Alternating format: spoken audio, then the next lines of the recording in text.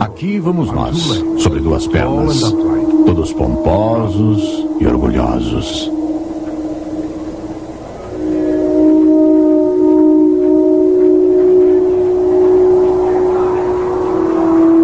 Será que simplesmente subimos do escuro do passado e atingimos a brilhante conscientização da luz do dia? Será que essas foram as nossas mães que nos deram a vida que tanto desfrutamos?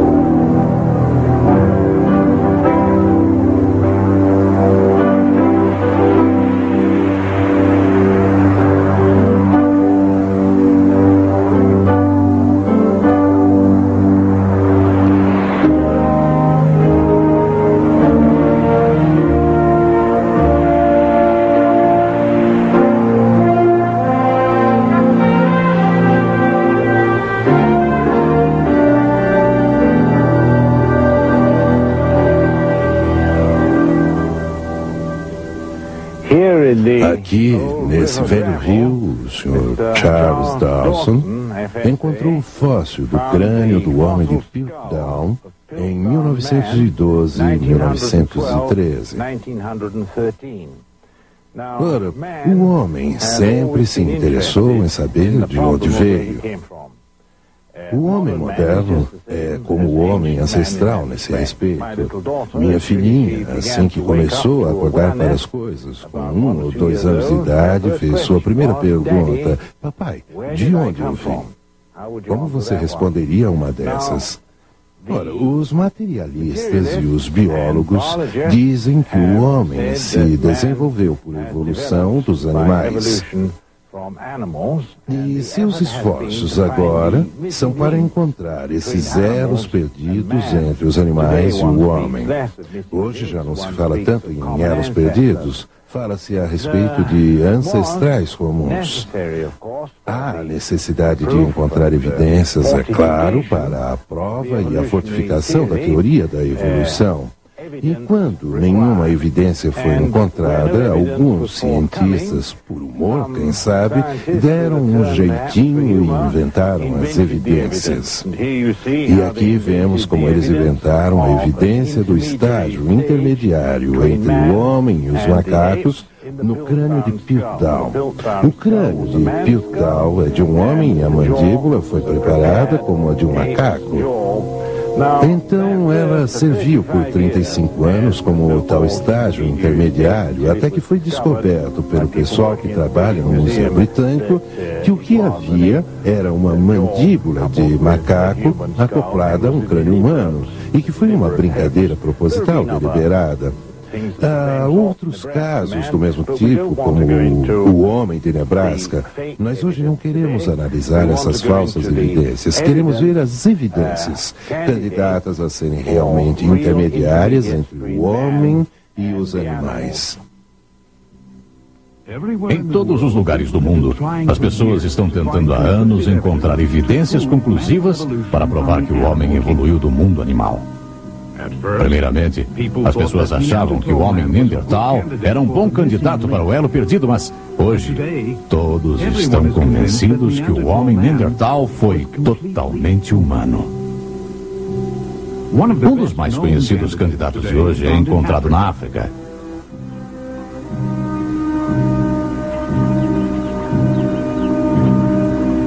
O ano é 1959. O lugar, a Garganta de Olduvai, na Tanzânia. Num tremendo calor, Lewis e Mary Leakey finalmente acham o que estão procurando. Por 28 anos, eles escavaram fósseis nessa região e então encontraram os restos mortais do que chamaram de Australopithecus. Em 1974, um pouco mais ao norte da África, Donald Johansen encontra os ossos de outro Australopithecus e o chama de Lucy. Essas criaturas recebem o título de ancestrais do homem, principalmente porque seus dentes e mandíbulas, alguns acreditam, possuem semelhança aos dos humanos. O ortodontista Dr. John Cuso investigou esse caso por muitos anos. Seus resultados não foram muito otimistas para a procura dos elos perdidos. O que tenho aqui é um modelo de maxilares superiores e inferiores. Os inferiores estão na primeira fileira e os superiores na segunda fileira. Elas são chamadas de mandíbulas. O que quero tentar mostrar é a variedade de maxilares humanos. Essa variedade é medida através de dois fios, alinhando-os junto aos dentes, e você pode medir assim e depois ir verificando os ângulos bem ali. Esse ângulo é medido.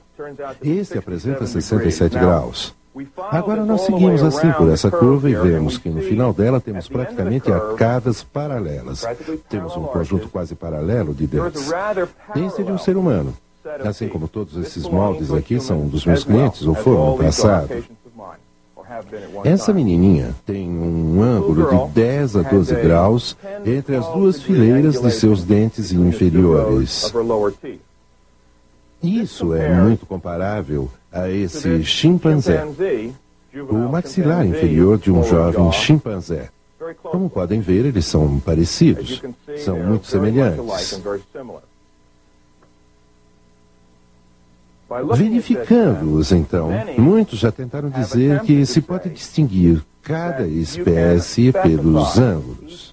Eu, porém, digo que a variedade humana é tão vasta que se torna difícil encontrar um maxilar inferior e superior e depois extrapolar um ângulo e dizer ser esta uma espécie distinta.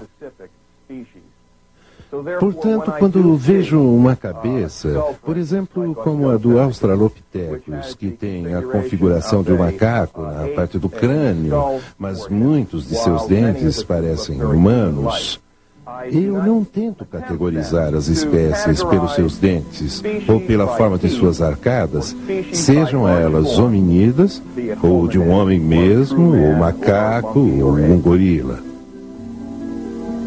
Será que o Australopithecus foi um dos ancestrais do homem moderno? Vamos para Londres ouvir o que uma autoridade dos supostos fósseis de homem-macaco tem a dizer. O Sr. Malcolm Bolden. Um número de medidas foram tiradas dos ossos desses australopithecus e por um computador os ossos foram comparados com os ossos de macacos e com os ossos de seres humanos, o Homo sapiens. E todas as vezes as medidas de macacos se aproximaram muito mais do que as medidas de seres humanos. E, na verdade, Oxnard, que fez essa experiência e anotou as medidas, nas suas conclusões duvidou que exista qualquer ligação entre o Australopithecus e o Homo sapiens. Ora, isso também foi sustentado pelo trabalho do Sr. Solly Zuckerman. Ele realizou um número de exames, testes e medidas nesses ossos da espécie Australopithecus e disse que o elo da espécie Australopithecus não é baseado em fatos concretos, mas em especulação. As evidências mostram claramente que o Australopithecus foi só uma variedade extinta de macacos e nada mais. Na verdade, o nome Australopithecus quer dizer macaco do sul.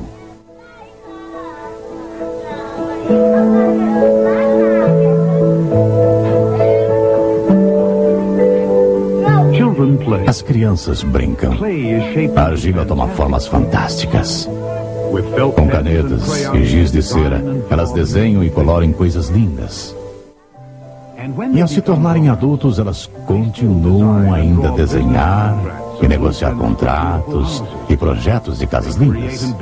Elas criam e constroem imensas cidades, nas quais vivem com milhares e milhares de vizinhos.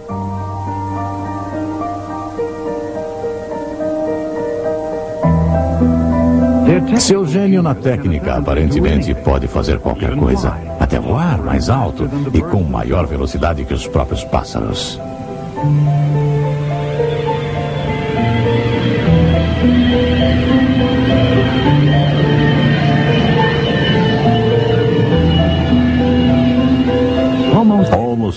sapiens, homem moderno. De onde será que ele veio? Além das descobertas do Australopithecus na África, na Tanzânia pelos Leakeys e na Etiópia pelo Johannesson, existem outros restos de espécies que já acreditaram ser um estágio intermediário entre o homem e o macaco, o Homo erectus. Alguns fósseis descobertos perto de Pequim entre 1920 e 1940 foram classificados como pithecanthropo-pequineses. Mas depois foi-lhes dado o nome de Homo erectus. O que encontraram foi 14 cabeças, especialmente fragmentos de cabeças. Só 5 estavam em pedaços suficientes para ser reconstruídas, para se descobrir a capacidade de seus cérebros.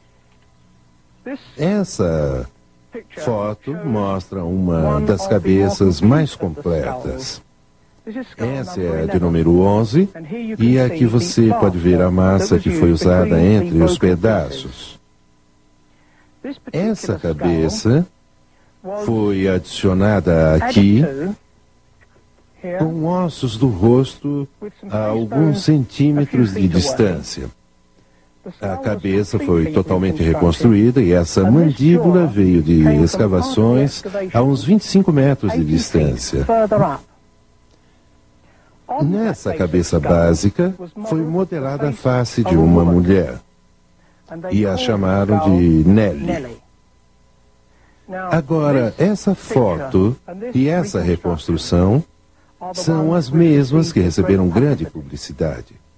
Mas eu fico pensando, quantas pessoas será que se conscientizam que isso tudo foi baseado numa cabeça toda fragmentada e assim reconstruída?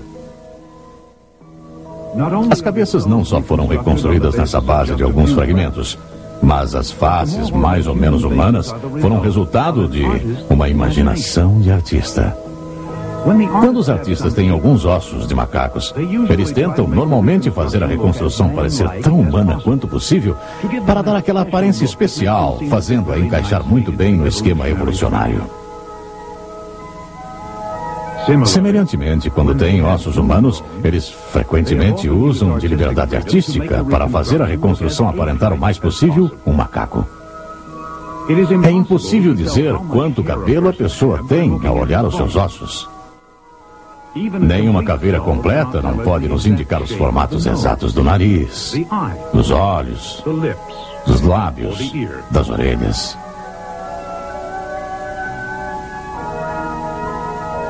Além dos fragmentos dos aparentes macacos encontrados perto de Pequim, na China, pesquisadores também encontraram restos do homem moderno e de fogo. O que isso significa sobre o homem de Pequim? O fogo, o quartzo e os ossos todos indicam que seres humanos habitavam aquele local de Pequim. E quando esses homens saíam para caçar na mata para encontrar carne, matavam antílope e rena e o que mais houvesse e traziam isso de volta à caverna pela carne. Cortavam a carne e jogavam o resto no fogo. E se pegassem um macaco? A carne do macaco é carne dura para comer. Então eles tiravam fora a cabeça, amassavam o crânio para pegar os miolos, que eram considerados como uma guloseima, e jogavam os fragmentos do crânio no fogo, misturados com os outros ossos de animais, que é onde foram achados. E quem sabe, umas centenas de anos mais tarde, os peritos apareceram e acharam esses ossos de símios e ajuntaram-nos numa reconstituição e afirmaram que tinham encontrado outro elo perdido. O homem de Pequim. Que pena. As feições lindas são apenas as de um símio extinto. Vamos examinar umas outras tentativas de encontrar ligações entre o homem e o macaco. Os cientistas em Oklahoma observaram o Washoe, um chimpanzé, pelos meios modernos de televisão durante mais de 10 anos. Parecia ser possível ensinar ao Washoe a linguagem da mímica. Usando suas mãos ou sua cabeça, ela pode dizer a seus observadores que ela quer um morango ou uma maçã, que ela tem sede e muitas outras coisas. Como resultado, algumas pessoas tiraram a conclusão de ser essa uma indicação de que os símios têm capacidade de fala e que só lhes faltam os músculos da garganta. Ora, é fato conhecido que se pode ensinar a animais um certo modelo de comportamento. Veja esse cão pastor, por exemplo.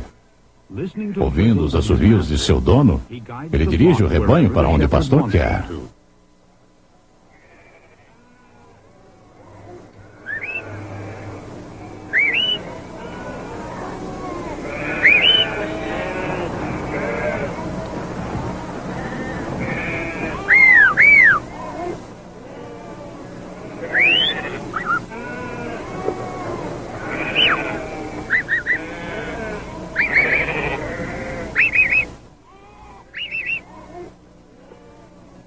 Mas será que uma reação aprendida a certos sinais é uma indicação real da capacidade da mente para o pensamento coerente e a fala?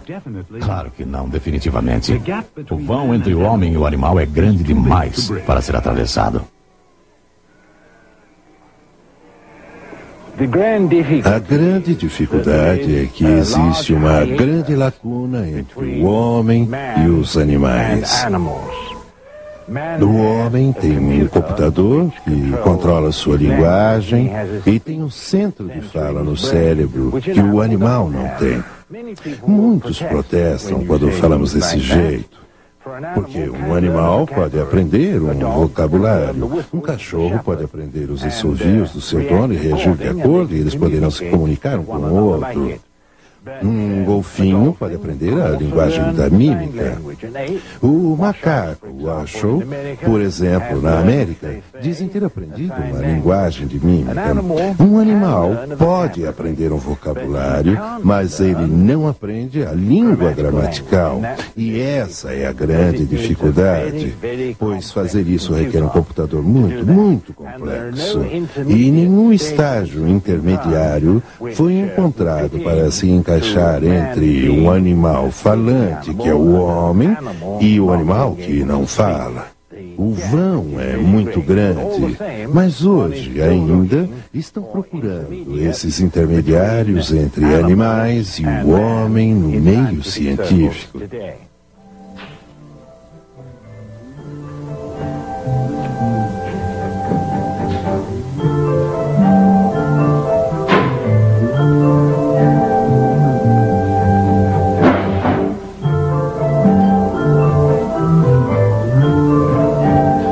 Nos porões do Museu da História Natural em Leiden, na Groenlândia, um tesouro está guardado num cofre.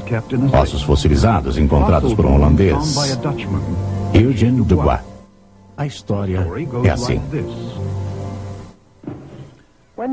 Quando Darwin produziu seu livro A Origem das Espécies em 1859, não havia nenhuma evidência que ligasse o homem ao macaco.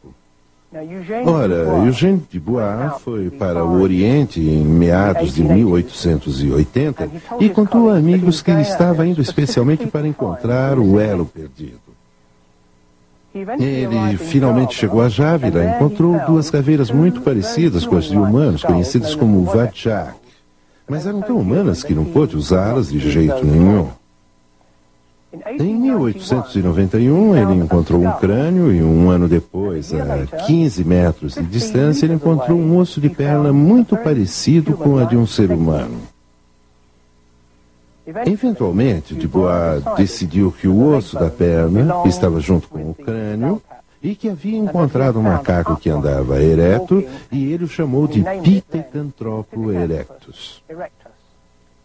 Aqui temos aquele crânio e aquele osso da perna. Agora, o que eles eram realmente? Foi geralmente aceito que esse osso de perna era humano mesmo. Mas havia muitos debates a respeito desse crânio. Quando ele voltou e publicou seus resultados, dizendo que havia encontrado o elo perdido, que o macaco andava ereto, houve grande publicidade e um grande furor sobre o que ele havia encontrado. Porém, durante todas as suas palestras, ele nunca mencionou nada a respeito dessas caveiras que ele havia encontrado anteriormente, as caveiras de Wadjak. Ele as manteve em segredo por 30 anos e não contou a ninguém a respeito delas. Só em 1920, ele liberou o fato ao mundo científico que as havia encontrado. Isso, é claro, causou grande consternação, porque se ele tivesse mostrado essas duas caveiras tão humanas ao mesmo tempo em que ele mostrou o homem de Java, ninguém teria aceito esses ossos como metade homem, metade macaco. Pois ele havia encontrado esses ossos bem humanos na camada semelhantemente datada. Mais tarde, ele admitiu, alguns anos antes de morrer, que tudo que encontrou foi só um crânio de um gibão gigante.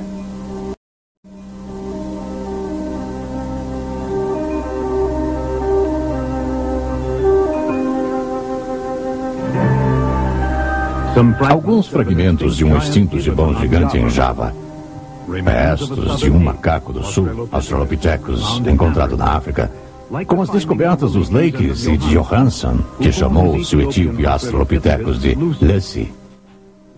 Todos numa mesa, essas e outras descobertas desse tipo são os resultados principais da procura dos elos perdidos do homem.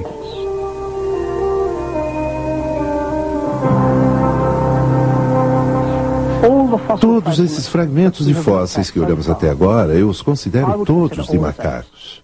E isso inclui a espécie de Australopithecus, homem de Pequim, o homem de Java, que agora é classificado como Homo erectus, e as descobertas de Johansson, na Etiópia.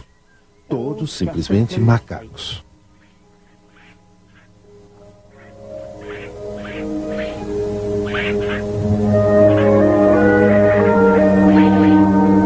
Mas será que já se encontrou alguma evidência indicando que os seres humanos e esses macacos extintos viveram no mesmo tempo? O professor Wilbert Rush estudou essa questão por muito tempo. Parece que enquanto encontramos mais fósseis, pelo menos até agora, o que acontece é que o homem aparece consistentemente paralelo com todos os seus supostos ancestrais. E o conceito do homem se ter desenvolvido dessas formas subhumanas é simplesmente muito incerta e não pode ser alimentada. Pelo contrário, temos um desenvolvimento paralelo. Temos registro do homem existindo ao mesmo tempo que seus ancestrais, mesmo voltando até onde está com essas formas de supostos humanos e as formas de humanos de verdade. Aqui vemos os vários tipos dos chamados elos perdidos. Aqui estão posicionados nas profundezas geológicas respectivas na coluna geológica. Porém, se pesquisarmos mais a fundo, descobrimos que, em cada caso, esses supostos homens macacos não poderiam ser os ancestrais do homem, pois o homem moderno, Homo sapiens, já existia. O homem não só viveu no mesmo período que o Homo erectus, mas seus fósseis e artefatos também foram encontrados em estratos que têm a mesma colocação do Homo habilis e o Australopithecus. O mesmo é verdade com o Ramapithecus. Parece mais e mais óbvio que nenhuma dessas criaturas pode ter sido ancestral da humanidade, pois o homem já existia.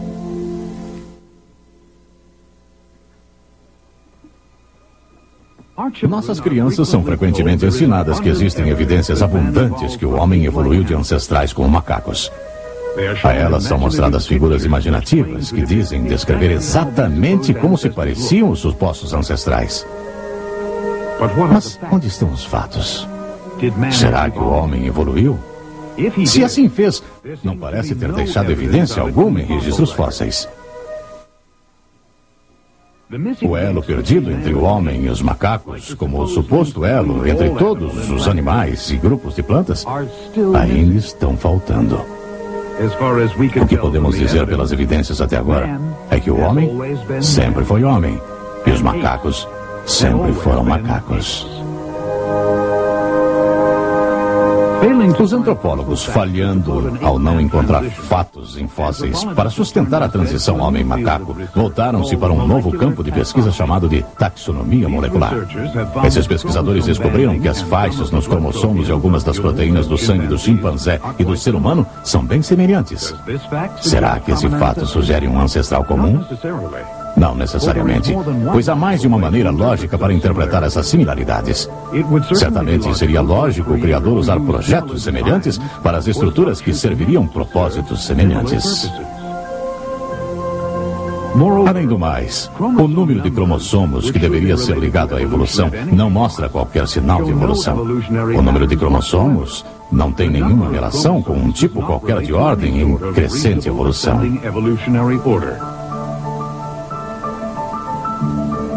Além disso, deve ser notado que as similaridades moleculares entre os macacos e os humanos têm sido frequentemente exageradas. Um exame molecular de até mesmo uma única gota de sangue revela muitas diferenças óbvias e claras. O homem é inegavelmente singular nesse mundo. Ele é tremendamente diferente de qualquer animal.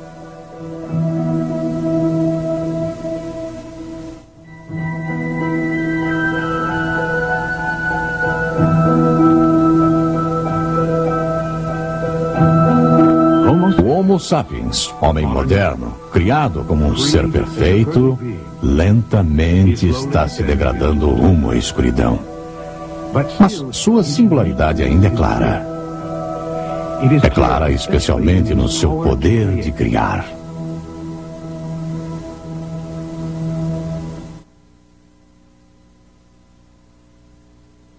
E essa criatividade, independente das dissonâncias que se têm infiltrado, é provavelmente a melhor evidência que o homem foi criado à imagem e semelhança de Deus.